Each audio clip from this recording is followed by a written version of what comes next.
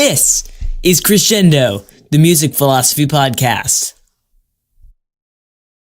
I encourage you to listen to the whole episode today because there's some great stuff at the end and it all kind of works out and you'll see what I did there.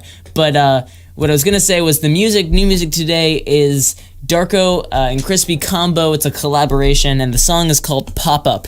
And it was released a while ago. It's kind of an old release, but I like it a lot. I think it's really cool. I was talking to Darko and he said, you forgot to mention your favorite song, Pop Up, and I was like, what? And I scrolled down and I was like, oh, that's actually really cool. And I thought he was just screwing me because I thought the name Crispy Combo was hilarious because it's spelled with two K's. It's KRISPYKOMBO. That's a great name, one of the best artist name I've heard in a long time. So I encourage you to listen to the song. You can the links are all below and you can check it out. And here is the Crispy Pop Up by Darko and Crispy Combo.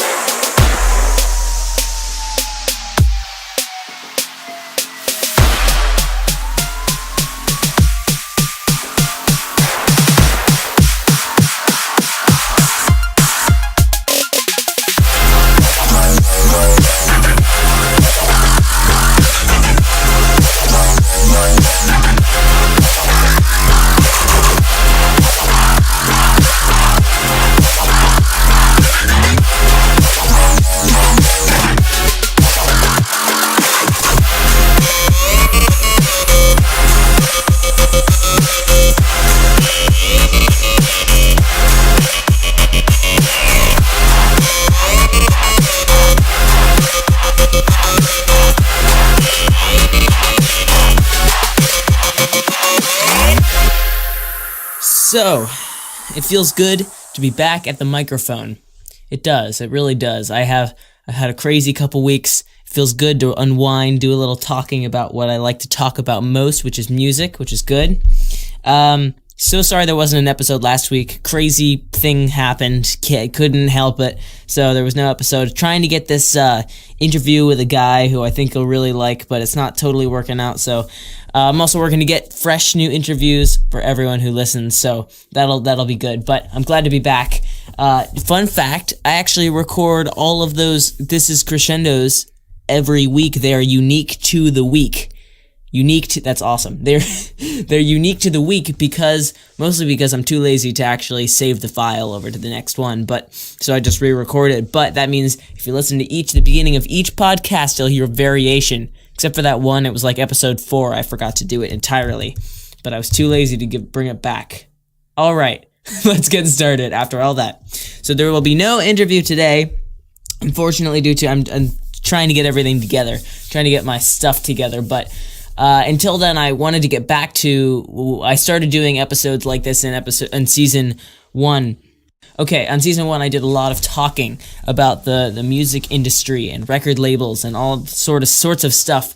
And this week, I wanted to get back to that, and I've named this episode "Screaming into the Void" after a Wired article that I read that had Wired as a techie, music-y type, urban life type magazine, but I read this article and it had such an impact on me that I ripped it out of the magazine.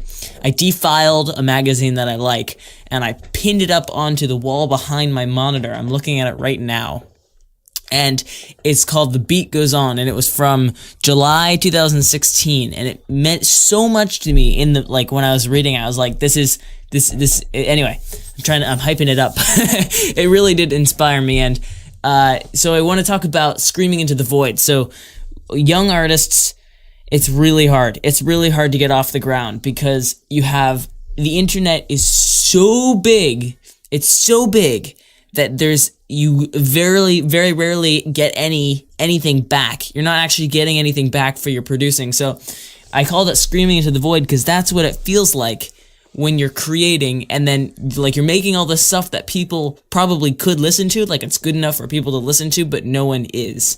And it's so frustrating. And the internet is I said here, the internet is a massive pit of emptiness, except for when it's not. So until you get a break, until someone really likes your thing, calls you up, says, hey, let's work together on something, that goes big. Until any of this happens and you really start working it on the internet, it's so difficult to get started because you basically have to not even think about your audience at all. You basically just have to continue to produce and then every once in a while check on how your audience is doing, because it's so discouraging how empty the internet is. Look at me. I spend, 4 or 5 hours a week doing this probably more actually, probably 8 hours a week doing this podcast.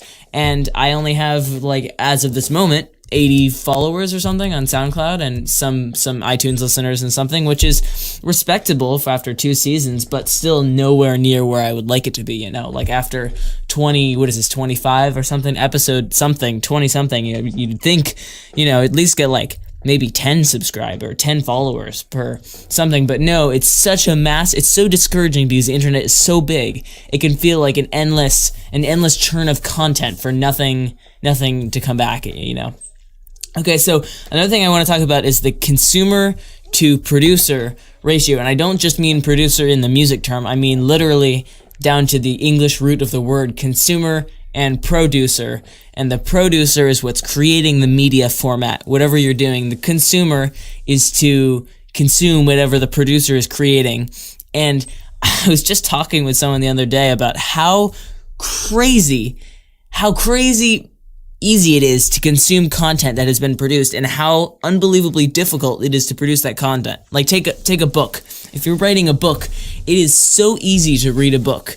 I mean, you may say I don't have the time to read books, but it's really easy. It takes you 5 hours, 4 hours to read a book, right? Compared to the months, maybe years it takes to write a book. Maybe with 2 hours a day. It takes so much time to produce, and to have that kind of justified, that level of amount of time it takes to make and the amount of people who will actually listen to it, in order for that to work, ideally, in the ideal situation, it would about even out, more or less. So, if it took you 20 hours to make a song, roughly the amount of time people listen to it would be 20 hours, right? That makes sense in your mind, but, oftentimes that figure is way, way higher, pop songs.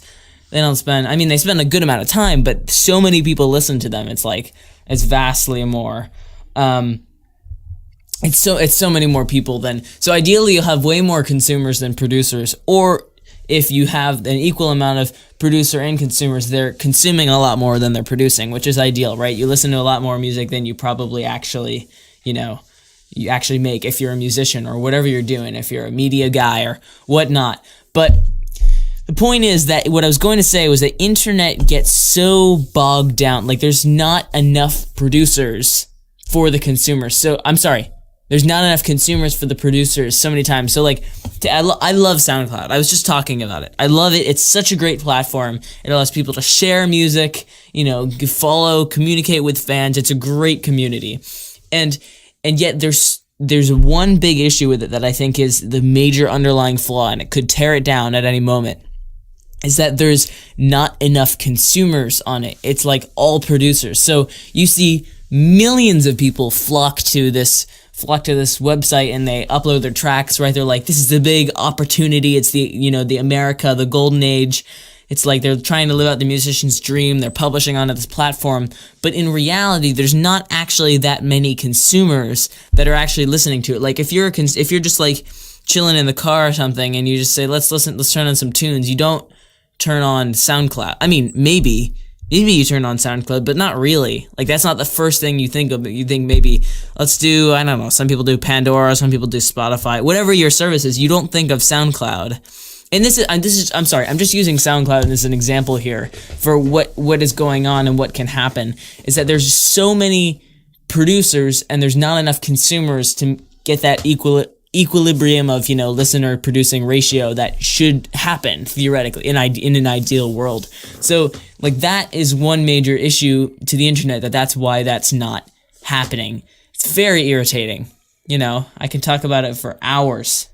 In fact, I probably have talked about it for hours. Anyway, so I wanted to, after that, that was an intro. I wanted to read the full article that inspired me, called "The Beat Goes On" in Wired. I don't know if this train of thoughts is actually making any sense to a listener. You can comment and let me know if you're actually following my train of thought here. But I'm trying to make a point here in that the internet is so difficult to get heard. Okay, here's "The Beat Goes On." I'm reading it. It's kind of far away from me, so I'm going to lean into the microphone here. It is by... The article is by Eric Stewer. I don't know how to pronounce it. You can probably look him up. He's probably pretty big if he's writing this article. Anyway, "The Beat Goes On." The headline is, "For musicians trying to make it, the internet can be unforgiving. Just don't quit. You never know who's listening." Here we go. "A weird thing happened to me a few years ago. John Cale, the legendary musician, producer, and Velvet Underground co-founder, was on a press tour promoting a new album and, in interviews with several different magazines, mentioned being a fan of a new rap song I'd made. What? I couldn't believe it. In fact, I just now had to go back and look at Artforum and Interview to confirm that I didn't dream it up. John Cale, one of my musical idols, somehow came across my track. I'd put it on a small record label without a publicist. No video, no live shows, no review on Pitchfork. It often feels impossible to get your music in front of people who might actually care about it. So how the hell did Cale find my obscure song? I never did find out, and honestly, I kind of want it to stay a mystery forever. But the fact that he did, the fact that it was even more possible that he could, had a profound effect on how I could think about making creative things. Coincidentally, this exposure came along at a time I'd begun thinking about giving up on releasing music. I still loved writing and recording, but the act of unleashing new songs into the world had begun to feel more like screaming into a void. Hence the title here. That was a footnote on my part. I'm going to continue the article. Over the years, my friends and I had released lots of songs and albums. We'd gone through the usual channels, did press, made videos, worked SoundCloud and Bandcamp. But putting creative work on the internet often seems like an utterly insane competition for an attention.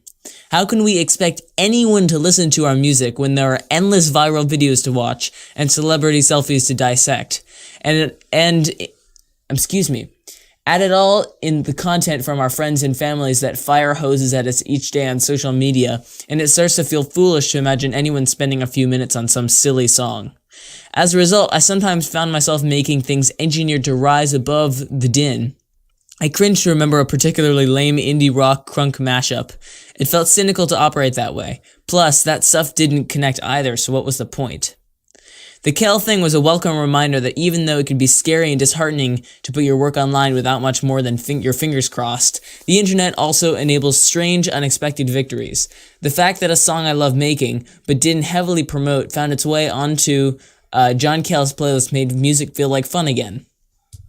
So I've stopped worrying so much about how to get people to pay attention, and it has really freed me up to focus on creating. It's not that I'm against promoting music, I still do plenty of it. But I try to always remember that the reason I make things is not because one of them might unexpectedly go viral online, but because making things is awesome, pure and simple. As a result, when strange little successes turn up now, they're even more fulfilling. Quite simply, there just isn't going to be much of an audience for every piece of work you make.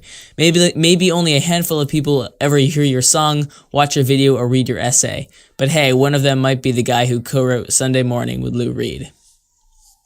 So, that really, really, really impacted me a lot. Because especially for my podcast, it's really difficult because no one wants to listen to a 30-plus minute thing, you know? Like, I totally, I'm gonna be honest here, I don't even listen to things that are 30-plus minutes, unless they're really good. Like, sometimes I'll listen to a really, really well-made podcast over 30 minutes, and I look at my stats here, and I'm like, dang, people actually listen to my whole podcast, and I'm like, this is crazy, you know. So it feels really good to see people do that, because I know how difficult it is to get people to actually follow through and listen to the whole actual podcast, because people's attention on the internet, that's another thing, people's attention on the internet is abysmal. You have like 30 seconds to get their attention.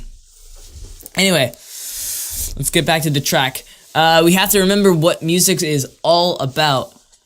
Through the massive void of internet, what now? You have to remember that music is about, you know, connecting with people, creativity, expressing yourself through music, creating music, you know, letting people, like, having people be emotionally impacted by your song. That's really what music is about, not, you know, releasing music and getting followers and attention, and that's the nice stuff that tends to come after people really emotionally connect with your song, or whatever any media format. I'm focusing on music here, but it's really any media format you're on. This is pretty much the same on the internet.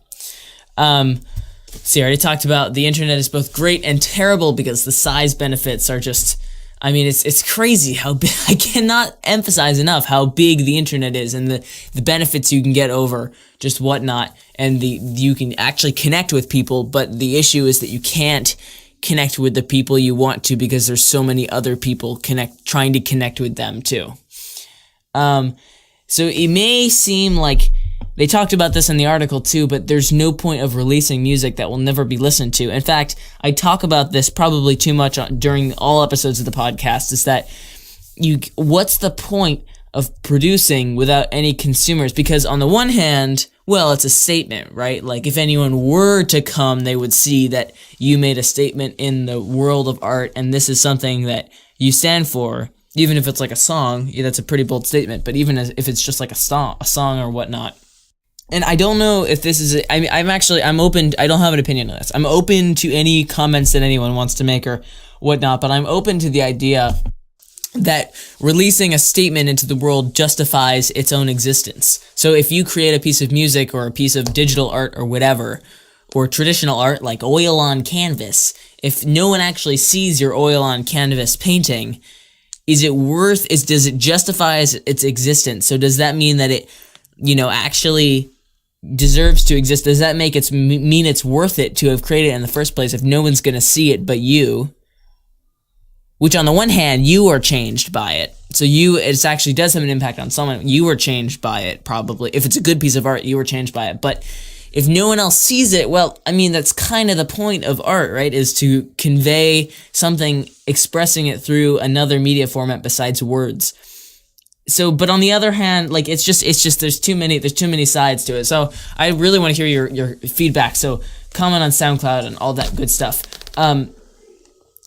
So the struggle and pain of screaming into this void is what separates the people who will succeed and the people who will give up. It's so true. Like, if you are continuing to create music and you continue, like, if you don't stop, the chances of you, even if it takes like 10 or like 20 years, like the chances of you getting a break at some point is seriously high. Like if you continue to not just keep producing quality content or whatever you're doing, the odds of someone realizing, hey, this guy's, got 20 years worth of content here. What the heck? This is crazy.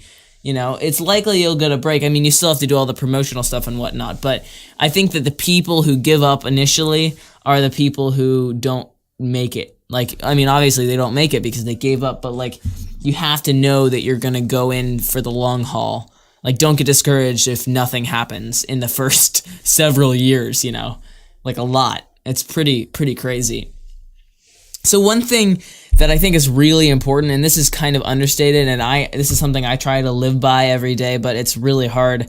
And I should have actually put this up front because, again, not everyone listens to the whole podcast, but I should have put this up front because I think people need to help out their fellow artists and creators too, because like you see people, like you see your friends, maybe you don't even follow them on SoundCloud, or you don't follow them, or you don't actually support them on Patreon or whatever they're doing because, oh, well, someone else will do that, you need to actually be the person with the action. And if you start following them, if the artists start following them, the consumers will eventually come say, hey, what's this whole network of people working together? This is crazy. And, this is really cool. So that actually maybe even beneficial, but I always think it's best to help out people when you can, because that just promotes a positive ecosystem of creation, like if you're paying a dude a couple dollars a month to keep doing their stuff, I mean, it's small, it's almost like a token that you get it, like how difficult it is.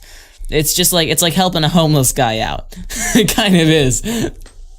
So another way to think about this whole internet phenomenon that has struck the music industry really hard is that being a musician has always been hard. It's always been hard. And in fact, if I was around, 50 years ago, and I had another means of expressing myself that wasn't through the podcast, it would probably be through some other media format, and I would probably be saying something to the same degree about musicians at that day, because like, musicians a while ago, it was really hard. It was just as hard. Like, you still had to find a record label, you still had to do public gigs. Like, there was definitely work involved, and in fact, maybe even more work than sitting at home at your home studio and making music, because you just had to like go out and do it. You couldn't just chill at home, even though, it all works out. It was still a lot of work. So I think that I'm gonna finish this episode off with a super cheesy moment, and I'm gonna say that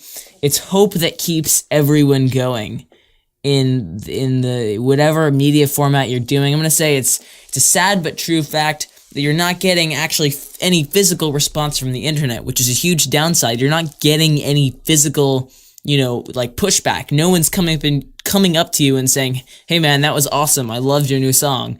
No one's coming, so it can be so difficult to actually place, hey look, I have 9 listens on my song. Wait, that's 9 people that listen to my song. Like, if those 9 people were standing in front of you, that'd be like, whoa, how'd you like my song? But it's just a tiny little 1-digit number on your screen, so it's like, oh, you've got to be kidding me, right? But it's gonna be difficult to fully process that those are real people. So never lose confidence, visualize the people in front of you, and it's hope that keeps you going, that is what you were gonna like get a break at some point. Like, someone's gonna come up to you, something's gonna happen that's gonna change your music career, and you gotta keep going. It's so frustrating, but you got what you have to say, well, what if that moment never comes? It's like, what if it's not worth the effort to get to that point? It's like, well, if you want to get there, you have to make the sacrifice. You have to say, I'm gonna put the work there. So that's what I'm gonna keep doing with this podcast, I hope people listen to it. If one continues to produce, the last thought I wanted to say was, if one continues to produce, one can only hope that it'll get picked up by someone important. And I hope that's what happens with everyone here. I hope that's what happens with all my friends over in the EDM world, and I hope that's what happens to everyone who listens to this podcast, who's also a media creator and is dealing with the same thing. So thank you for listening to this podcast. That got pretty deep there at the end. I'm recording this and it's kind of late, kind of tired, long day, got to get my stuff together. So thank you for listening to this week's edition of Crescendo Podcast.